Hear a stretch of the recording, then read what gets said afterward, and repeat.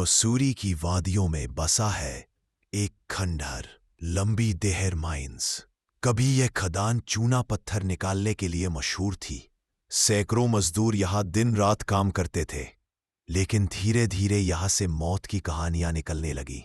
कहा जाता है कि खदान की जहरीली धुंध से हजारों मजदूरों की फेफड़ों में बीमारी फैल गई। उनमें से अधिकांश वहीं तड़प तड़प कर मर गए। उन मृत आत्माओं की चीखें अब भी इन सुरंगों में गूंजती है।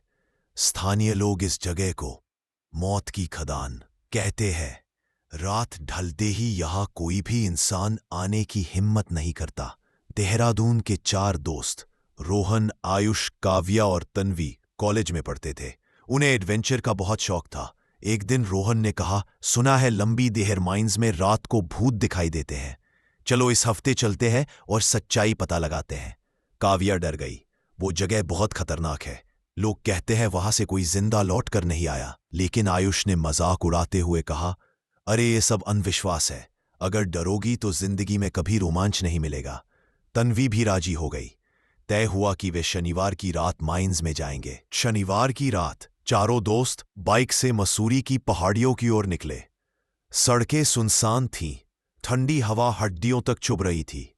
जैसे ही वे लंबी देहर के पास पहुंचे, उन्हें एक बूढ़ा बाबा रास्ते में मिला। बाबा ने हाथ उठाकर कहा, बच्चों, उस खदान में मत जाओ। वहां हजारों आत्माएं भटकती है। जो वहां गया वो कभी लौटकर नहीं आया। लेकिन दोस्तों ने उसकी बात अनसुनी कर दी। चारों ने बाइक बाहर खड़ी की और टॉर्च लेकर खदान में दाखिल हुए। अंदर घुप अंधेरा था। दीवारों पर चमगादड़ चिपके हुए थे। हवा में धूल और सड़न की गंध फैली हुई थी। अचानक तन्वी को लगा जैसे कोई उसकी टांग पकड़ रहा हो। उसने चीख कर कहा, किसी ने मुझे छुआ। लेकिन वहां कोई नहीं था। धीरे धीरे वे खदान के और भीतर चले गए। अचानक सुरंग में कराहने की आवाज गूंज उठी, मानो कोई दर्द से तड़प रहा हो। आयुष ने कहा, ये कैसी आवाज है? रोहन ने टॉर्च घुमाई। दीवार पर धुंधली आकृतियां दिखने लगीं। मजदूरों की परछायां जिनके चेहरे पर दर्द और पीड़ा थी। काव्या कांपते हुए बोली, ये आत्माएं हैं। तभी एक मजदूर की आत्मा चीख कर बोली, हम यहां तड़प तड़प कर मरे, अब कोई भी यहां शांति नहीं पा सकता। चारों दोस्त डर के मारे भागने लगे। लेकिन अचानक उनके सामने धुएं का गुब्बार उठा।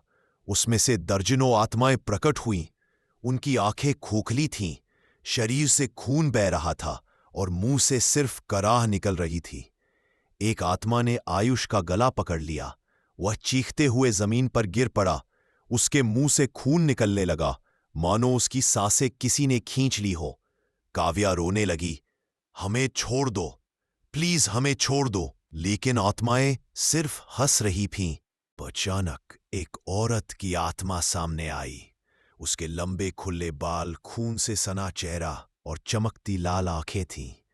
वह बोली, मैं इस खदान की रानी हूं। यहां हजारों मजदूर मेरे साथ मरे। उनका खून और उनकी चीखें इस धरती में समा गईं। अब यह जगह श्रापित है। कोई भी इंसान यहां शांति से नहीं रह सकता। उसकी आवाज से पूरी खदान कांप उठी। आत्माएं चारों दोस्तों को घेरने लगी। आयुष का शरीर पूरी तरह नीला पड़ गया और वह वहीं मर गया। तन्वी की आंखें उलट गई और वह हवा में लटकने लगी। अचानक उसका शरीर फट गया और खून चारों तरफ फैल गया। रोहन और काव्या ने भागने की कोशिश की, लेकिन सुरंग के दरवाजे अपने आप बंद हो गए। काव्या चिल्लाई, भगवान के लिए हमें बचा लो। लेकिन तभी रोहन को खदान की दीवारों से ठंडी हाथों ने खींच लिया और वह गायब हो गया। अब सिर्फ काव्या बची थी। काव्या भागते भागते खदान के आखिरी हिस्से में पहुंच गई। वहां उसे सैकड़ों लाशों के ढेर दिखाई दिए, आधी सड़ी हुई, आधी हड्डियों में बदल चुकी। वह चीखते हुए पीछे मुड़ी तो देखा वही औरत की आत्मा उसके सामने थी।